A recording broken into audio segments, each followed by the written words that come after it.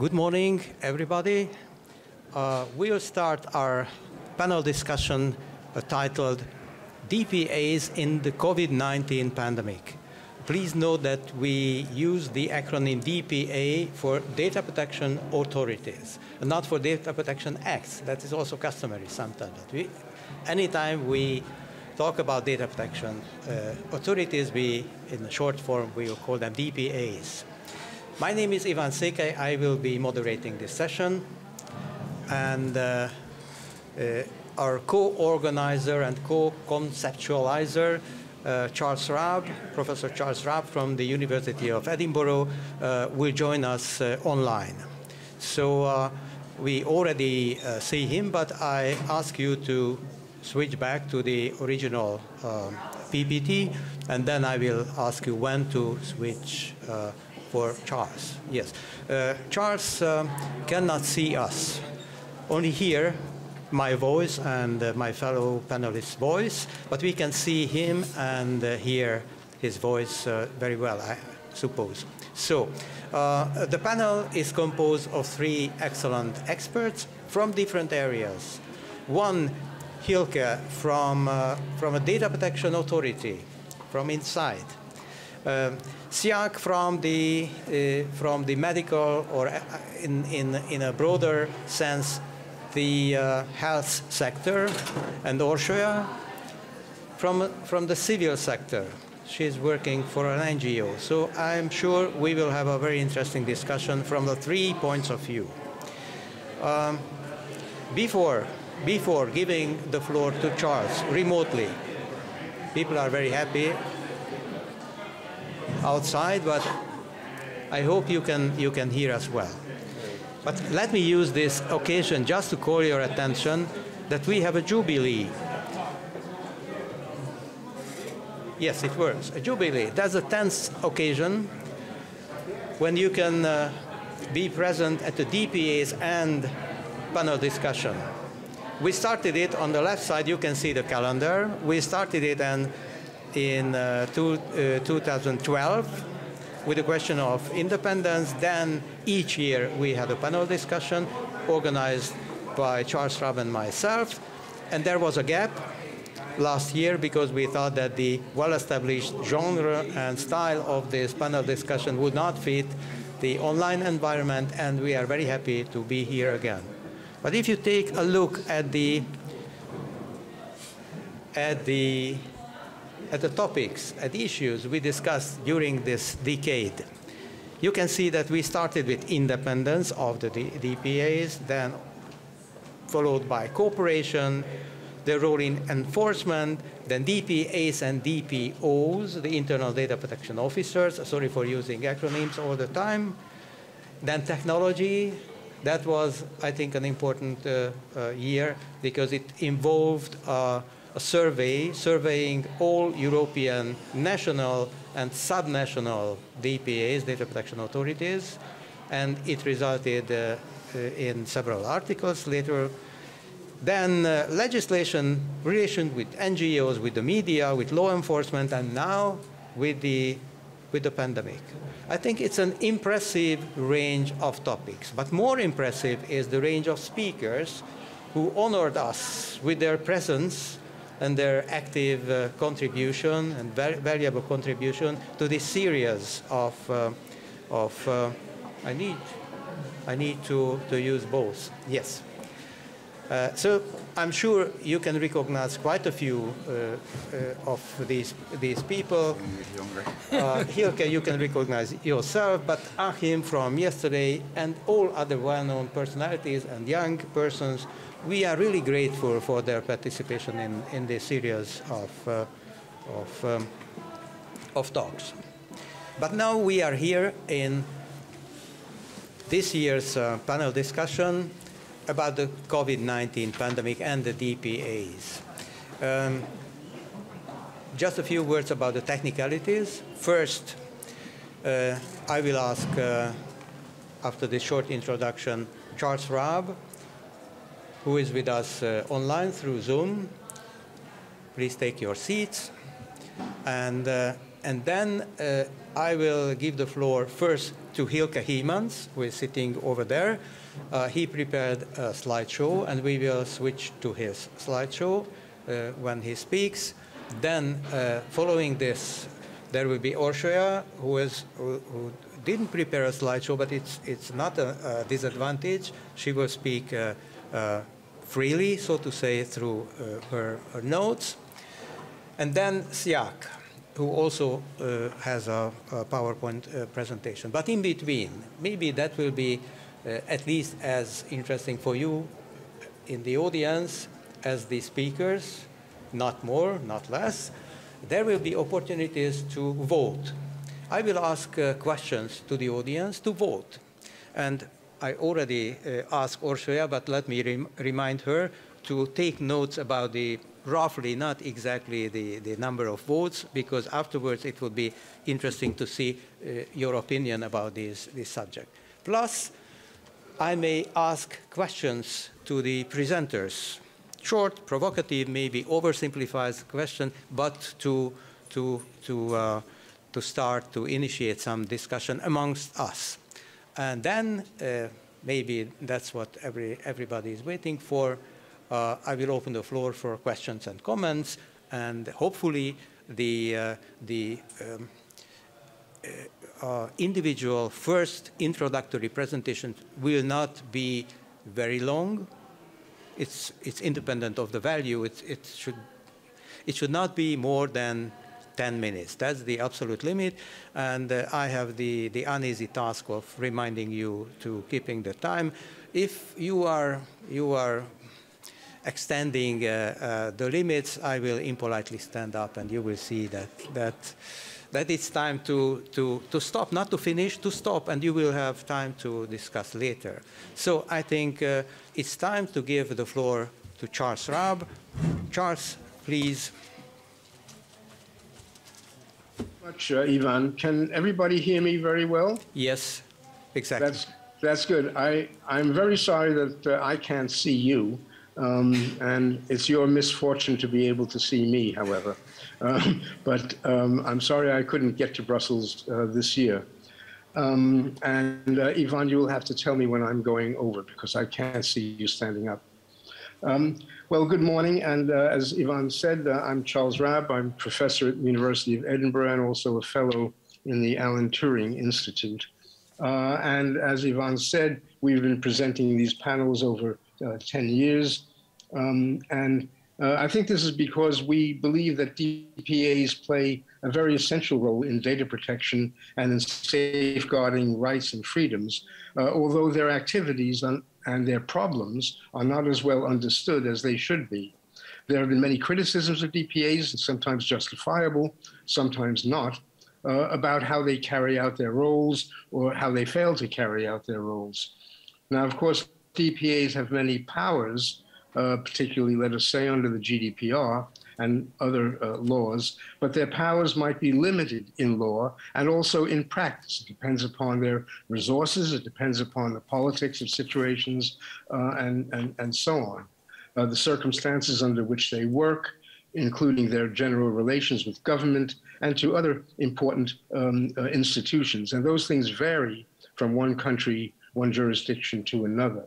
And this year, we are focusing on DPAs and the COVID-19 pandemic. We would have done that at last year's CPDP, but it had to be postponed.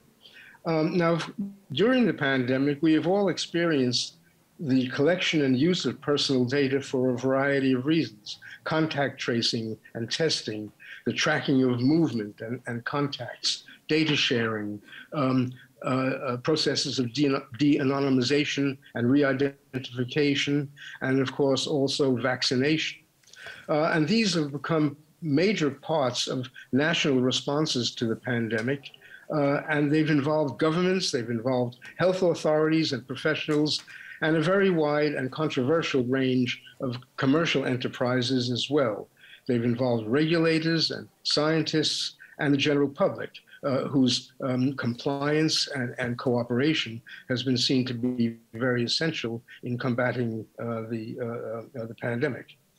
And in all of this, the statutory roles of DPAs have really been put to the test in terms of how they participated in this whole response effort, how they gave advice to governments and the public, whether that advice was listened to, how they exerted their authority and their oversight at the same time.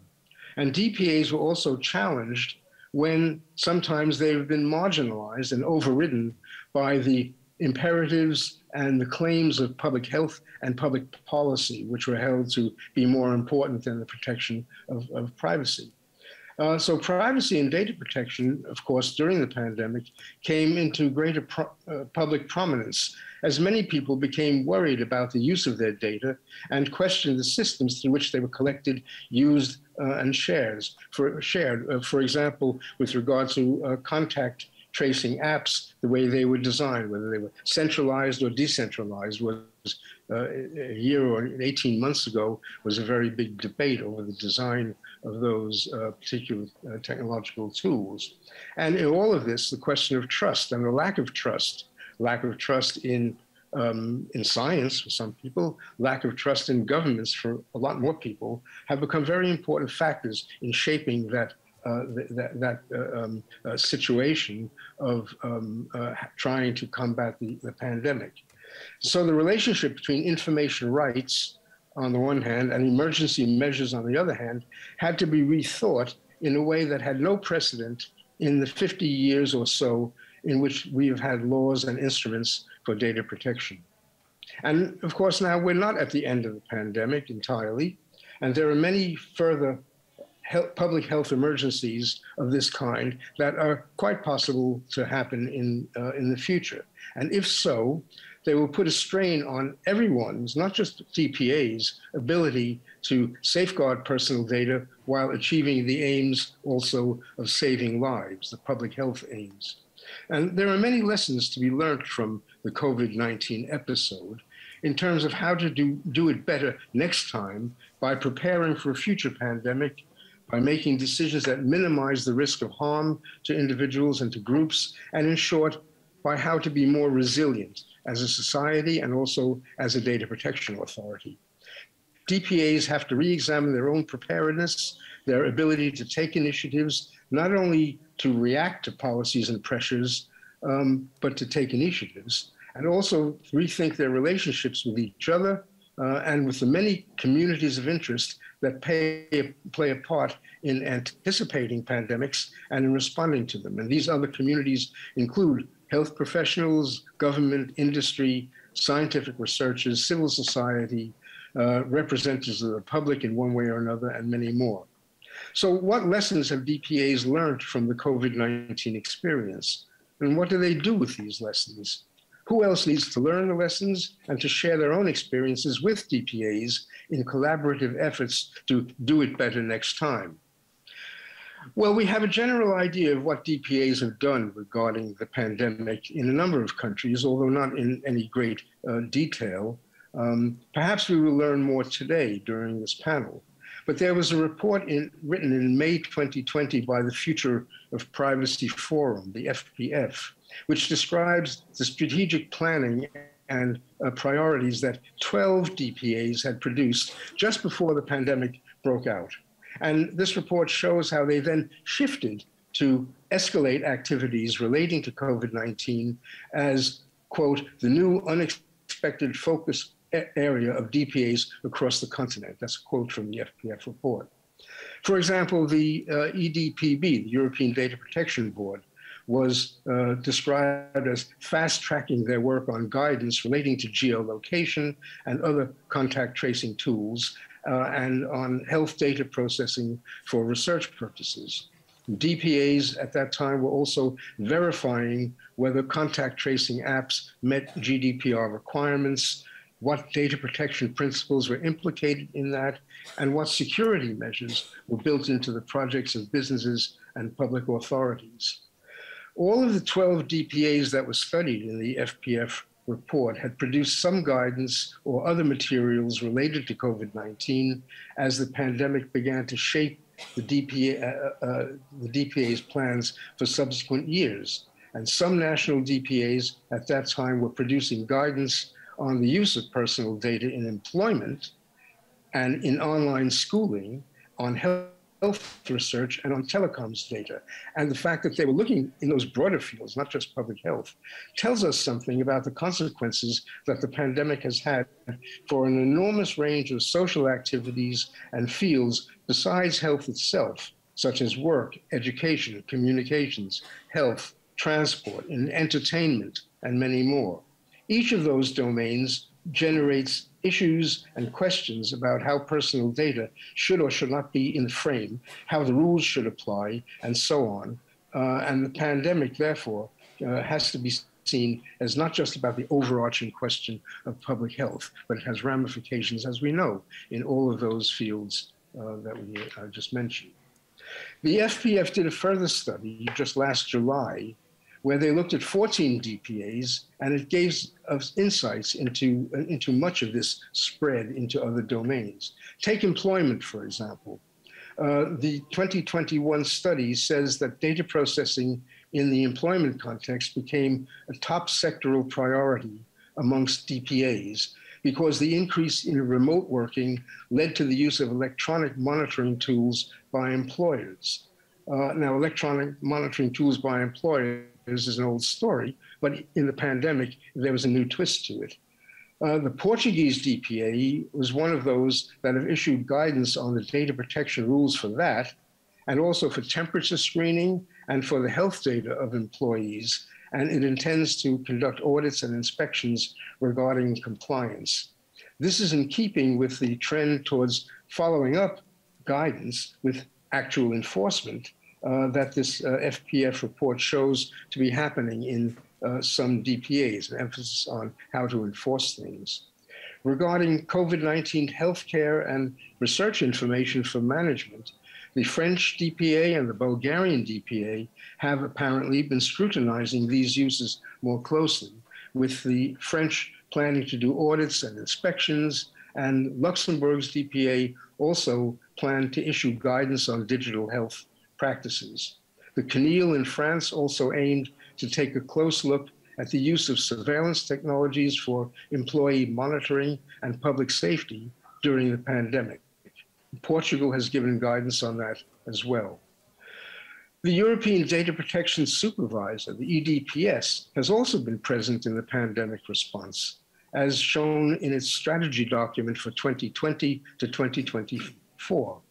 And the EDPS note that COVID-19 has, if anything, strengthened the call for privacy protection rather than weakened it in the face of a general onward march of information technologies and data use for public policy.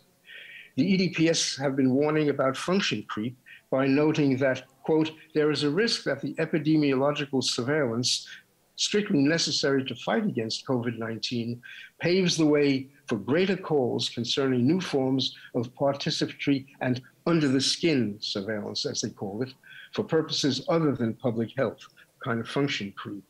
So the EDPS warns that the use of contact tracing apps, artificial intelligence-supported research for treatments, and other digital tools increases the potential risk for data protection and privacy, for cybersecurity, and of course for human rights.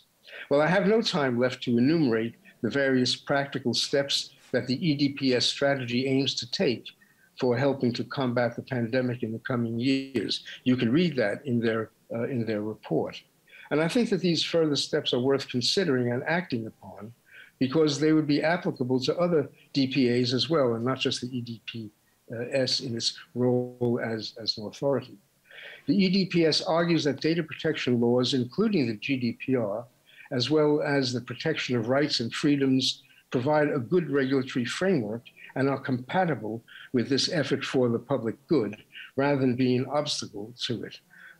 So they are trying to see a kind of coming together of pandemic responses and also protection of human rights and freedoms.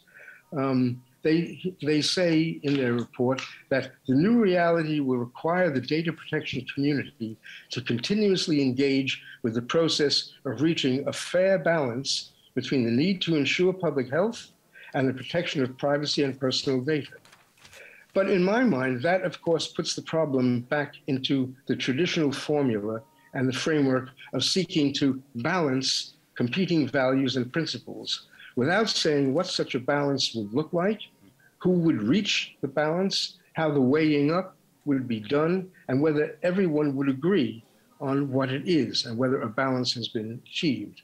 Maybe our panel and the audience today can help unpack all of that, because the relationship between privacy protection and public health in emergencies such as a pandemic is one of the questions we aim to look at today. So thank you very much for listening. And once again, my apologies for this remote connection, and I hope it has worked well. Thank you very much. We thank you, Charles, for this excellent introduction to the problematics of the DPS activities in general in the COVID-19 pandemic era, which has not yet been finished, I'm afraid. You are absolutely right. And we also recognize the paintings behind you hanging on the wall, so that made your talk even more enjoyable. We record that, and we'll see in a greater, in a bigger size if someone will see the recording and the edited session on the YouTube channel of the CPDP. And I was particularly happy to hear you talking about the problems of, that's Charles, problems of balancing.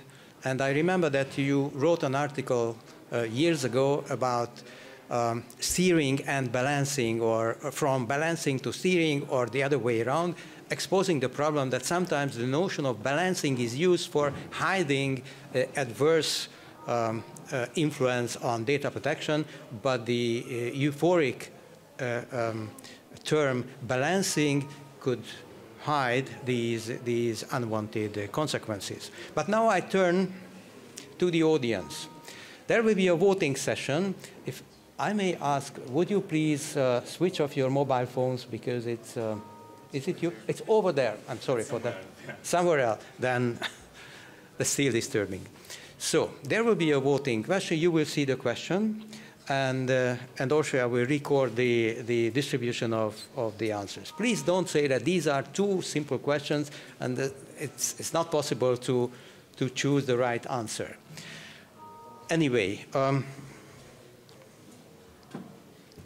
the question is, have the data protection authorities been under pressure not to interfere with government and public health measures?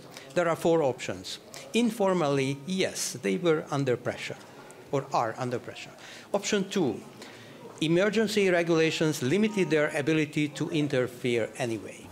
Option 3, no, the data protection authorities seem to be above government decrees. That's the most optimistic possibility, and the most pessimistic one is the fourth one, option 4, their opinion was not even counted with. So, who would opt for option 1? About a good half of the, even more than half of the population. Thank you very much. Who would opt for option 2? 0. Who would opt for option 3? The very good, 3 or 4, I think 5, 4.5, I think. That's the optimistic solution. And option 4, again, the same 4.5. Okay. Thank you. Now I would give the floor to Hilke, and please switch to his presentation. And the floor is yours, and you can switch the slides yourself. Thank you very much, Ivan. It's always nice to be part of this panel. I've done it a few times a long time ago, so now I'm back where it all started for me, here at the CPDP. What I would like to show you is take you along a few dilemmas which we had to solve as Data Protection Authority here in Belgium in relating to the COVID crisis and as a role as actor in this crisis. Let me, I don't know how this works. A few things that I have to start with. I think I would like to say a few things about crisis measures and fundamental rights. I think that's a bit also, there was also a little bit the question you had put forward, Ivan. Then, for me, more important are a few dilemmas which we had to face with. We saw that we were heavily involved ex ante as policy advisors at the beginning of the process, but that also had consequences for what in the end we could enforce in a later stage. I will come back to that. Then there's the national versus the international or EU element. And then there's a few dilemmas on substance. Public interest of health was, of course, extremely important, which has its effect on our privacy protection and on other fundamental rights. We cannot ignore that there is a shift of a certain balance.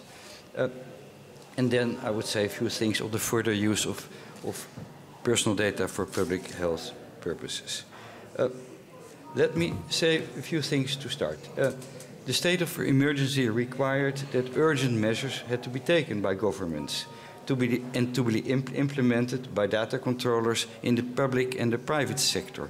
It was an enormous shift from, let's say, civil liberties, etc., to really control and to have elements to control. We all know it, controlling of where we are, contact tracing, etc., etc.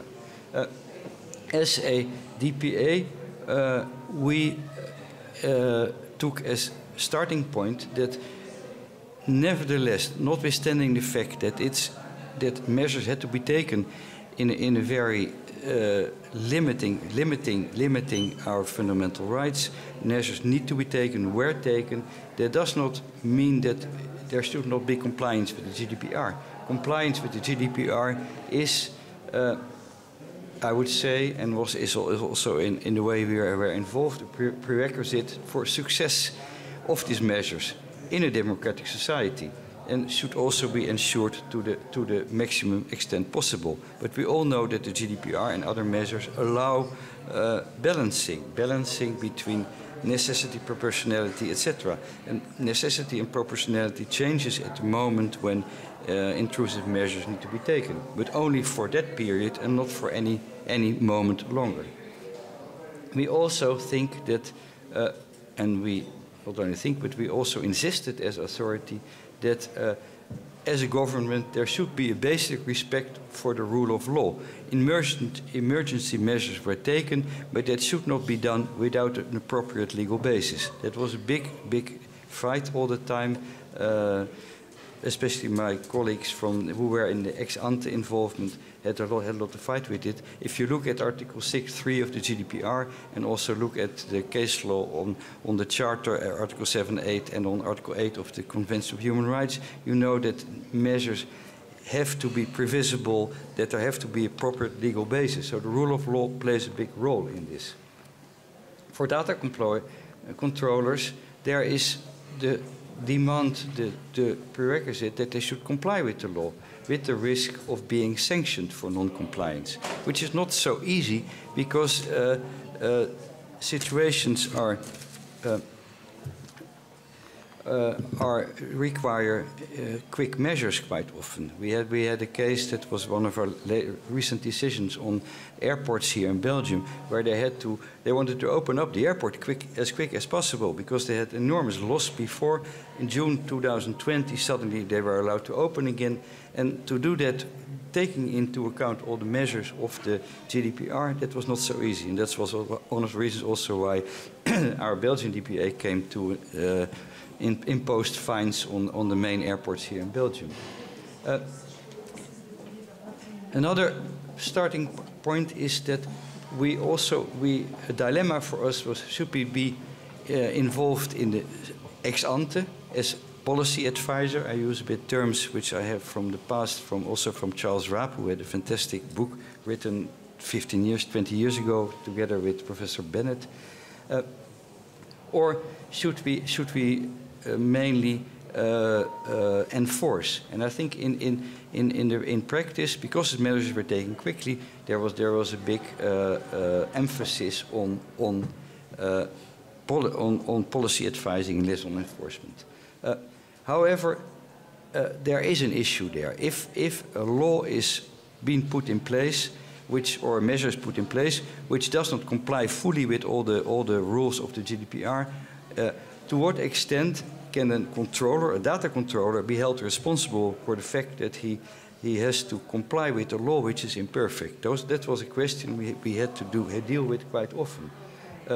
We said the GDPR should be fully respected, but what does this mean when the legal basis, which is quite often the public interest, the legal basis for this is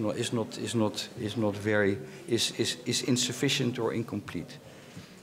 That was one of the dilemmas we had to face with. Another dilemma, and that's really here in this audience, I think very important, is that data protection is a European competence within the European Union, and it's no longer a national competence. But suddenly, our work became more and more national, because health is a national competence, and health is also public health.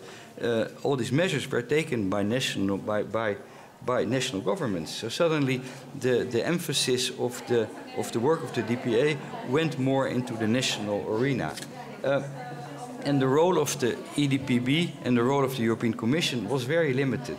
There was, for instance, this COVID-Pass, which could only be used. The European Union had only competence to regulate the use of this COVID-Pass for traveling reasons, but not for entering into restaurants and bars, for instance, or theaters. So we came more and more, we were pushed back or pulled back into the national arena.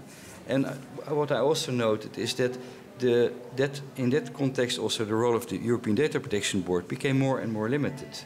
And a question which I put forward once in an academic article was whether or not the EDPB should indeed be so limited, or whether it should have been given more guidance on how to perform as data protection authorities in this area, to ensure that we all do more or less the same, and also to make us stronger if we are based on guidance of the EDPB.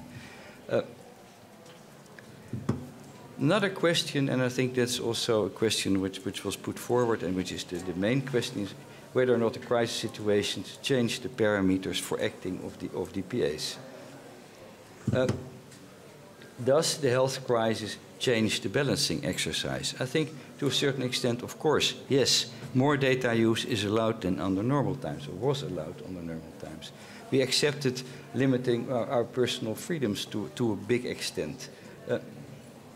And what we also are faced with, and that I found a dilemma, that as a data protection authority, our competences are to a certain extent limited. We could have a view on vaccination obligations, we can have a view on the use of the COVID pass, we could have a view maybe on temperature taking under certain circumstances, but other measures were out of our competence. For instance, the obligation to wear a mask is something which is completely out of the competence of a DPA.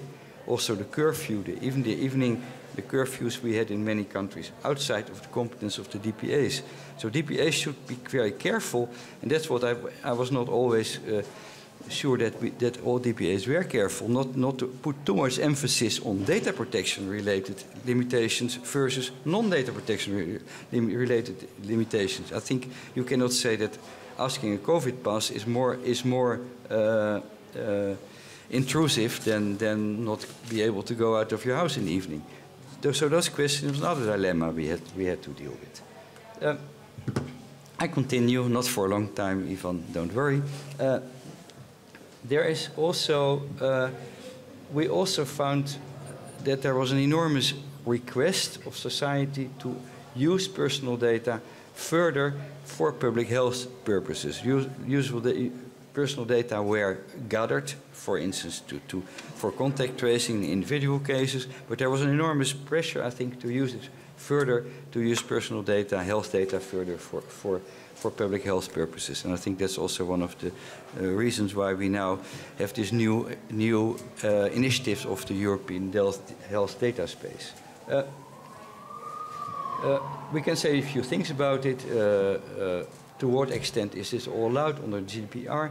But the main question, the broader question is, and that's something which comes up in wider discussions more and more, to what extent do your personal health data belong to the public good? Of course, you as data protection specialists would say never, but this is an area where we should have an answer, because to find out how infections work, how pandemics work, how epidemics work, you need also to have a view who is ill and who is where and what point at where, etc. So it's these are questions we deal with and we still have to deal with. And I think that's more or less what I had in mind to say. I hope that was within the time limits. But Can we switch back to the original slideshow, please? Yes, there was the original voting question, and it was Hilke. Oh, Hilke. Yes. So you can still read his short biographical note. But you are from inside the Data Protection Authority. In your opinion, which, from among the many tasks and responsibilities of a DPA, which were the ones, the realization of which was really hindered during the pandemic situation? I mean, the task of the DPAs themselves, not the problems of the DPAs, but the tasks which were maybe hindered.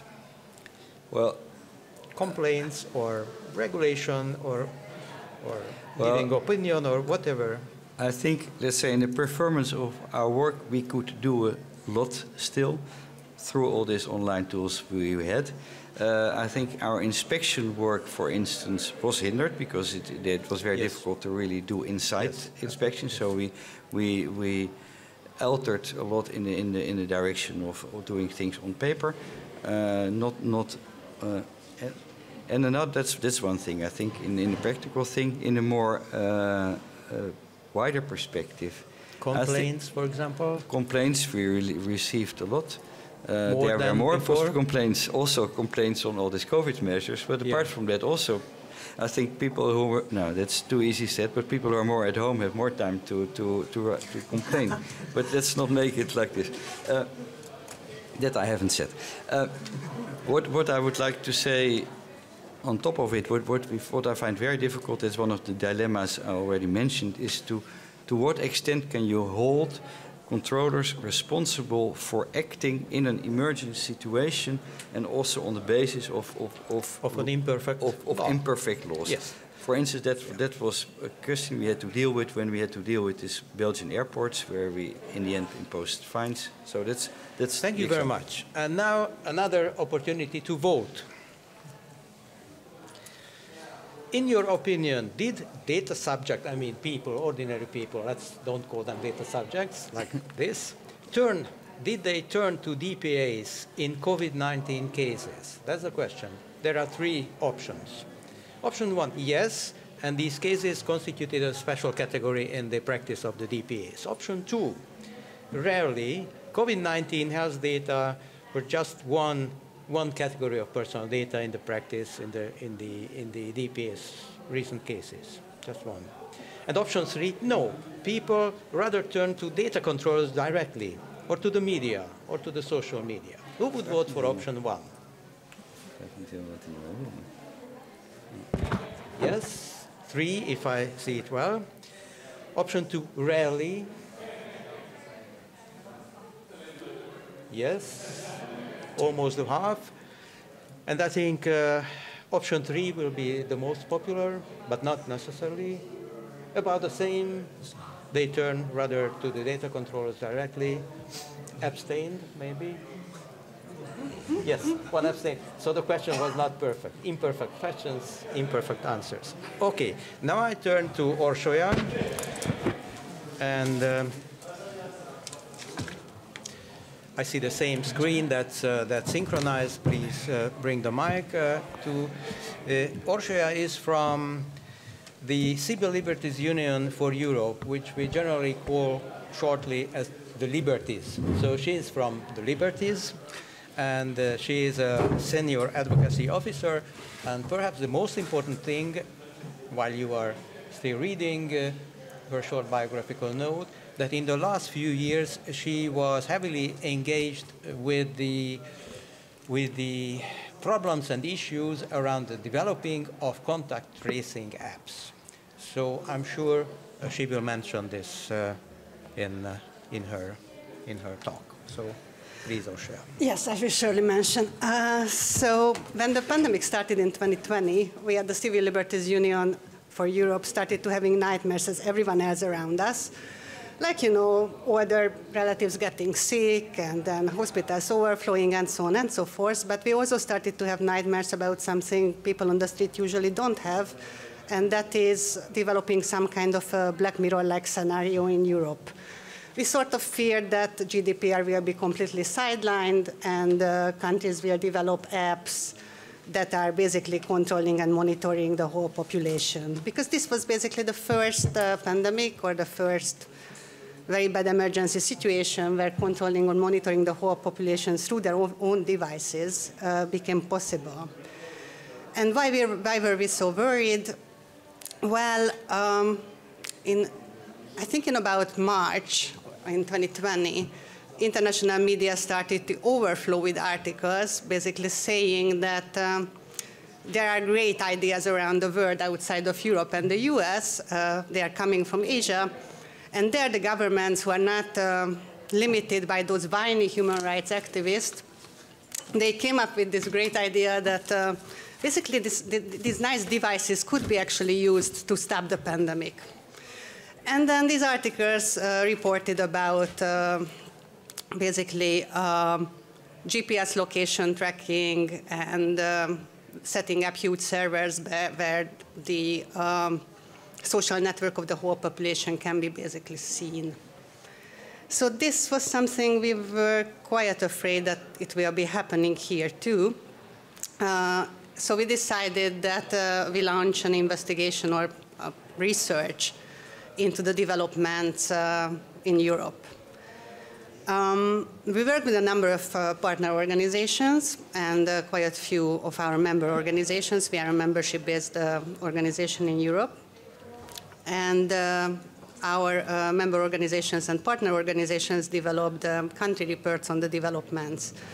This research was very broad, so we didn't really concentrate on DPA involvement, but we wanted to know everything about contact tracing apps, whether they are Bluetooth-based, whether they are GPS-based, is it planned to be centralized or decentralized technology, where the data is collected, where it is sent, how the procurement worked around it, whether there was a public debate around it, stakeholder involvement in the preparatory stages, whether the source code was published, or whether the data protection impact assessment was published. And given the title of this panel, it is not very surprising that we were also interested in how the DPAs were involved, especially whether they were consulted during the preparatory period before the app was launched, and whether afterwards they published their own opinions about how is it going. So when the country reports arrived from our research partners, I was a bit, how should you put it in a polite way? So when you are tasked to write an introduction, you want to see that there is some very strong trend around. So basically, in every country, this or that is happening, or in every country where the democratic track record is really, really bad, this is happening, and in every country where the democratic track record is awesome, this is happening. No, this is not something I could read from the report. So my wishes didn't come through in a way. In some other way, yes, because the nightmare scenarios haven't realized, so I have nothing to really complain about. But I have to report that when it comes to DPA involvement, the same sort of perplexion I also faced. So it is not the case, or at least this is what the country reports I have seen show, that DPAs were everywhere sidelined, or DPAs were everywhere heard out. There were everything and anything in Europe. I think that there is some, so the data is not good enough to to make very scientific claims about there being a strong correlation between democratic track record and how Europe's tech response was given and how DPAs were involved or not involved. But I would say that there still is or seem to be some, based on the reports I have read. So in Germany, for example, which is a quite nicely democratic country where there is a very, very strong culture of data protection, civil society involvement, and there are independent IT experts who are usually monitoring basically everything and anything that is happening in German politics. There, the German Federal Commissioner for Data Protection and Freedom of Information was involved from the very first moment of developing the Corona Warn app. And then that was I would say, the ideal scenario in some sense, how it was done in Germany. And then there is the other part of Europe, or the other side of the line. How is it called? The line? Spectrum. The spectrum, yes, that's the word I was looking for. There is the other side of the spectrum where DPAs not only were not involved, they didn't even believe that they should have been involved. So this is the case of Bulgaria and Hungary.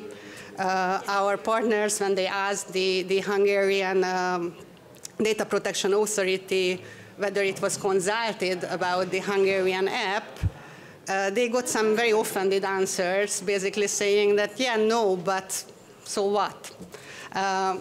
This is not the official answer, of course, and this is not how it was formulated, but this was the impression you could actually derive from the answer, which is very weird in a sense, because as opposed to, or maybe not weird if you look at the country, but as opposed to other European countries, or the vast majority of European countries, the Hungarian app was very problematic.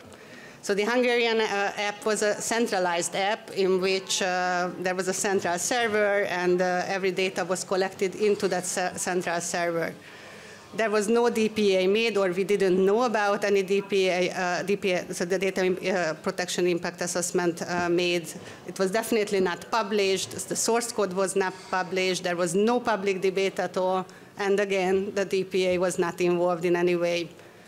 Oh, and to add, it was not even clear who was the controller, because when we tried to get hold of the data protection impact assessment, it turned out that the authority that was supposed to be the controller, according to the privacy policy, refused its involvement. It said that I'm not the data controller. And the other possible contender also said that. And then our partner turned back to the DPA, asked to kind of decide who the controller in this case is. It was 9 months. It made a decision after 9 months. And then the authority still refused. So this is happening too. And in Bulgaria, something similar happened. They had a centralized app too. We were asking about the data protection impact assessment and whether the DPA was involved. The DPA said that they weren't involved, but this involvement was actually not mandated by the GDPR, so why should they have been involved? And our partner needed to litigate in order to get hold of the data protection impact assessment. And then between these two sides of the spectrum, there were in-between cases too. So for example, where in Portugal, that was already mentioned by Charles, the DPA was active, but the government involved the DPA only to the extent the law mandated this inclusion. So in many cases, they were not really heard out, but they were asked when it was really necessary to ask. Although, for example, in case of the law that made the legal environment of the app, they asked the DPA on the very same day the law was passed, which is, well, I don't need to explain that it's a bit problematic. And there was another middle case I would want to mention, that was Spain. in which the government started to brag about how they involve the DPA from the very first moment of developing the app. And then the DPA, who was actually very active during the process, like publishing statements and so on about how the app should look like, they said in a response to the government's statement that, well, this is not really the case. The involvement was very poor. We didn't get the necessary data. And thank you very much, but this is not how it should have been done. And I think my time is up, so thank you very much for your attention. And if you're interested in our research, please visit www.liberties.eu. Yes, I just wanted to mention that, that there are at least 3 or 4 very good publications. I asked Orsia to bring a printout, but they didn't have a printout, just to spare money. But online, it's an online. NGO, you know, but online you can reach it. So liberties.eu, just look for this. And the question back to you.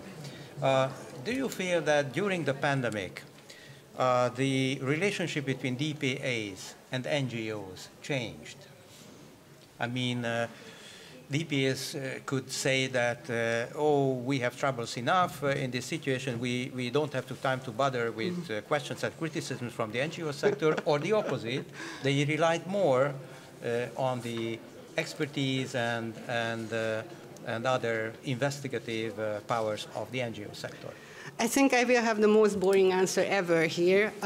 So I asked our research partners about this, and they said that, well, it was basically the same. Basically the same. Yes, maybe it's good news, not worse than before. Okay, then let's vote. Let's vote. So the question is, according to your knowledge, have people felt in your country that they have lost control of their data during the pandemic and they are worried about this? 3 options again. Option 1, yes, many people think that emergency measures are nothing but excuses for using even more personal data. Option 2, no, people generally accept the increased use of their data in emergencies. Option 3, people are not seriously concerned about having control over their health data anyway. So who would opt for option 1? 5, 6, let's say. I can't see in the back very well. So many people think that, that it's just an excuse. Option 2, people generally accept. I think a clear majority. And option 3, people are not concerned at all. Still, thank you, still a considerable amount. So now I give the floor to Jacques. And just wait a little bit. We can read your short biographical note. Jacques is representing here in the panel the health sector or the medical sector, but I know that by conviction he is on our side of the barricade, so to say. So he's a data protector, but maybe he will be able to give us some insight to the health sector or the public health sector's ideas about this situation. Could you please switch to the other PPT? Thank you. Thank you, Ivan. I didn't realize there was a barricade, but nevertheless. I will shortly tell you something about 3 topics that I prepared for this panel. It's about technologies and systems that were used in combating the pandemic and about public concerns. And finally, the role of the Dutch DPA, which I kind of, by a short little bit of research, which I did, because I'm not working for the Dutch DPA, but working in the health sector,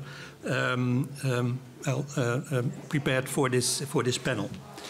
I lent this one from you. About technologies and systems that were introduced in our country by governments and public health services. I can mention these, for example, the contact tracing app, which is called the Corona Melder in the Netherlands, and which only exchanges anonymous data with other app users to notify them that they might have been in close contact with someone that has been tested positively. And what is interesting to mention here is that the Dutch Ministry of Health organized a digital event called the Appathon, where 7 prototypes of contact tracing apps were tested during a whole weekend, and that was viewed via a live stream by the public. So that was very transparent. However, it was not successful. In the end, the Ministry of Health itself developed a contact tracing app, this Corona Melder, together with the National Institute for Public Health and the Environment and the National Public Health Service in the Netherlands. So, but it was transparent. That has to be said. And it's from 2020 of the 22nd of April this year. The use of the Corona Check app has been stopped temporarily because of the easing of COVID measures. The second example is the COVID virus entry pass. People can create a coronavirus entry pass by a QR code by using the Corona Check app. And if they are vaccinated, have tested positive, and have recovered from COVID-19, or have tested negative. It is used for visitors at universities, sports clubs, restaurants, etc. And this entry pass is no longer used in the Netherlands from 4th of May from this year, so very recently. The third example is a COVID opt-in, as we call it in the Netherlands. It is a temporarily a possibility for locum general practitioners and emergency departments in hospitals to access to consult patient summaries in the information systems of the general practitioners. This will allow doctors to treat COVID patients more quickly and properly. That is the idea. And doctors have access to important medical data, not the complete medical record at the general practitioner, but a summary of the information. For example, that a patient has underlying sufferings like lung diseases. And with this measure, the Ministry of Health, Welfare and Sport, and in collaboration with the Dutch Data Protection Authority, the Healthcare Inspectorate and the Public Prosecution Service has responded to the requests from general practitioners in the Netherlands and first aid doctors and the Patients Federation to find solution to the overflow of patients at locum GPs and emergency departments. The fourth example is that we had a registration of COVID tests and vaccinations data at public health services, and it's called the Corona IT database. And in January 21, there was a data breach in this national information system. About 1,250 people who had an appointment for a COVID-19 test or vaccination were victims of an unlawful access and possible selling of their personal data by a number of employees from the National Public Health Centers Service. And 4 employees finally have been sentenced for their illegal activities. The fifth example is a national COVID vaccination information and monitoring system, CIMS, which is being managed by the National Institute for Public Health and Environment. And this collects data only with explicit consent from the citizen and the municipal, from the municipal public health service or the general practitioner who vaccinated the citizens. They will pass on the information about the vaccination to this system. So only with the patient's consent. So these are examples of systems and technologies that were being used. There were, of course, some public concerns. And I will deal with them very shortly. We had an organization, a non-profit organization called Privacy First, who protested against the introduction of the contact tracing app and also against the COVID green certificate and against the temporary Corona opt-in, which I mentioned before, because of possible surveillance infrastructure that was being introduced and breaking of medical confidentiality, etc.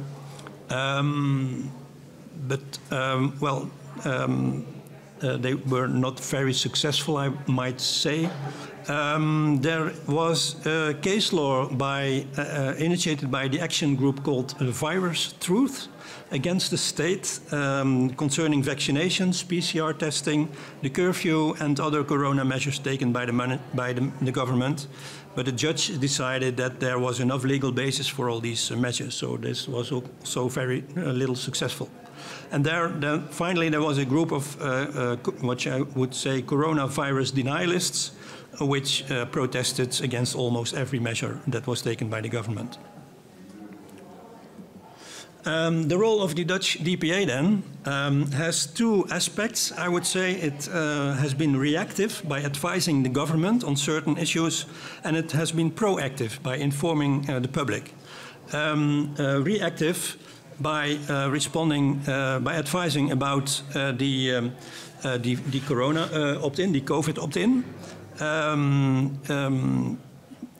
So as I said before, it has been well, the Data Protection Authority thought that this should be possible for general practitioners and doctors at hospitals' emergency departments to temporarily relaxate the rules that normally apply to the exchange of patient data, namely that a patient has to give consent before his data are being provided to be accessible by other doctors.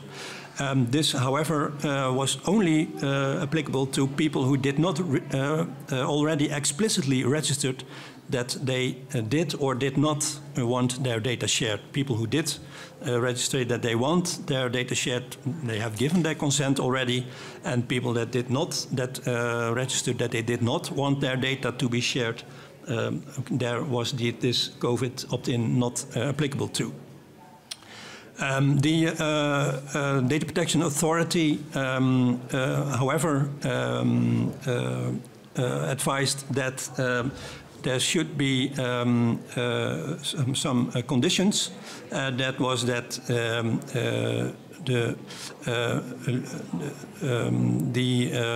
the patient has to be asked for consent orally when he was visiting the doctor, or the consent might be implied when the patient was unconscious, for example. The second example is that it was proposed, there was a draft amendment to the Telecommunications Act in the Netherlands, which made it possible by the National Health Institute to request for traffic and location data from telecom companies. And the advice of the Data Protection Authority was that the purpose has not been sufficiently clear, and that there was no procedural guarantee to the protection of the interest of personal data by parliamentary, judicial, and independent administrative involvement, and the text did not contain an unambiguous maximum retention period. So there were a number of criticism by the Data Protection Authority. I see that you are standing already.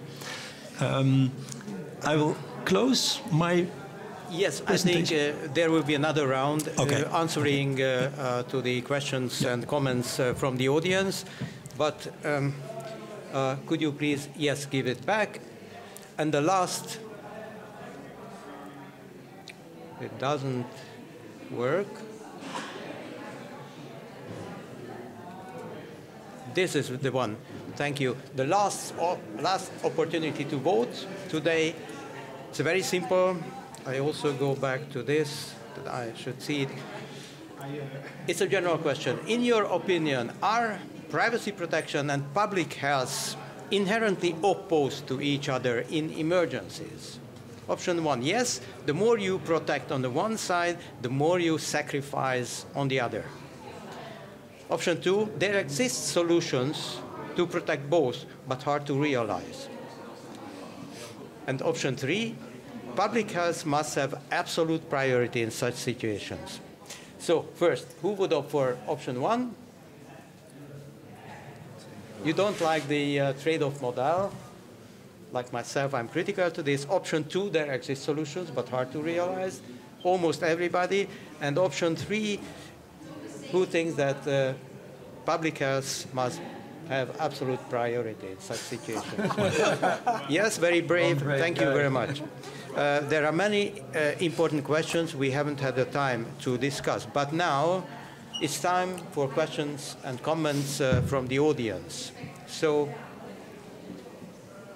please, in the order, those who sit at the front, they have certain advantages. Let's collect a few short questions, rather questions than comments first, and if we have a little time, we can have comments also too.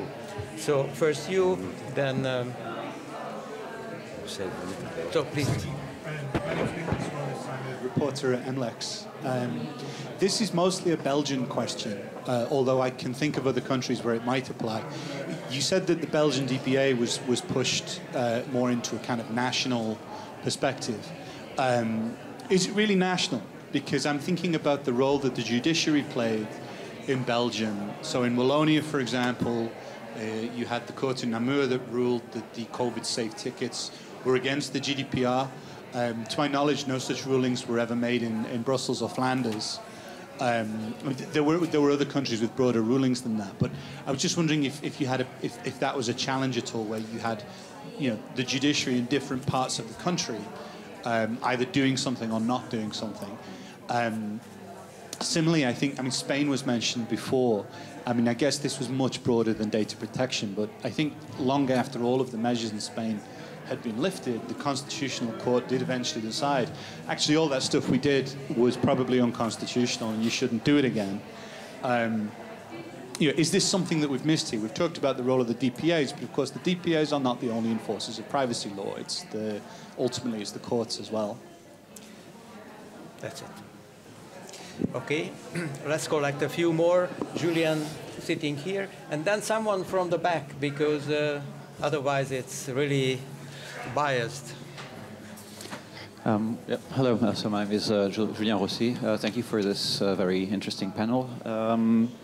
My question is, has there been any enforcement, either sanctions or enforcement orders anywhere in Europe? Because it's one thing to be involved ex ante, but the credibility of DPA's position is also built when there is actual enforcement. And so I was wondering if there had been any, not just with regards to processing operations by the state, so contact tracing and other things like that, but also with regards to the numerous measures taken by private companies, for instance, for the monitoring of their employees, or by universities for the monitoring of their students, and so on. So just a broad question on, has there been an enforcement somewhere in Europe that makes the position of the DPAs credible? Thank you. Okay, thank you. Could you go to the back of the room and find someone who would like to... You choose, because we can't see you well. Thanks so much. Thanks so much for this panel. I'm Maria Magierska, European University Institute. I have a very quick question. So would you say that did the DPAs show up for individuals and data subjects during the pandemic? And I'm thinking very broadly here. I did this very small study about what information can you find on the DPA's websites. And these discrepancies were really shocking, that sometimes you can find every information about COVID measures on the website of your DPA, and there are like Bulgarian one where you can basically find nothing. So that was my question in general. How would you summarize the DPA's activism in terms of data subjects and individuals? Were they here for the public and for people? Thanks. Thank you very much. Can you repeat the question, please? We didn't hear the question. Could you repeat this a bit louder? Yeah, okay, sorry. So it's a very quick question. Would you say that the DPAs show up and were here for the individuals and data subjects in general? Okay, thank you, Dan. Who would like to answer to which question? We don't have time to answer one by one all the three questions. Maybe Hilke first. I can start quickly. The colleague of MLEX, starting with, I think judges, whether or not it's here in this country, sometimes it's national. Also includes, in my story at least, when a regional court or a regional measure is taken. So it was for me more national versus European. But I think also in the judiciary, the fact that all these measures were taken by national governments by nature meant that the role of national courts was much more important than the role of, for instance, the European Court of Justice, which is complete. It hadn't had to deal with any question until now, I think, if I'm not mistaken. Okay. That's one. About. Yeah, yes. Okay. No, very short. Else. Yes. I would ask Charles if he has to say something at this point, because we can see you and you are online. Yeah, thank you. But no, I don't have any question to ask or any response on that. And I think that since time is so limited, you should stick to the people in the room. Thank you. Okay, so Orshea, and the acoustical environment is, let's say, suboptimal, to say gently. So please speak up. So I try to suboptimally answer. I did not see much enforcement actions, at least in the data I received, but I seen that there was not a contact tracing, but a voluntary, how is it called, quarantine app in Lithuania. And there the DPA issued an order to suspend the app. So in that case, we've seen at least one. Okay, Siak? Well, I would say that in answer to the question about the sentences or the I did not did any research to the measures that the Data Protection Authority has taken, but I mentioned before the sentencing of the 4 employees that stole the data from the national information system, and there was a judgment by the Amsterdam Court of Appeal in the Netherlands that said that the use of online proctoring by the University of Amsterdam is lawful under those circumstances. So, yeah. Okay, so I thank everybody for your active participation, for the panelists, and don't forget to click on the Liberties website where you can find all the reports Orshea was talking about. So thank you and goodbye.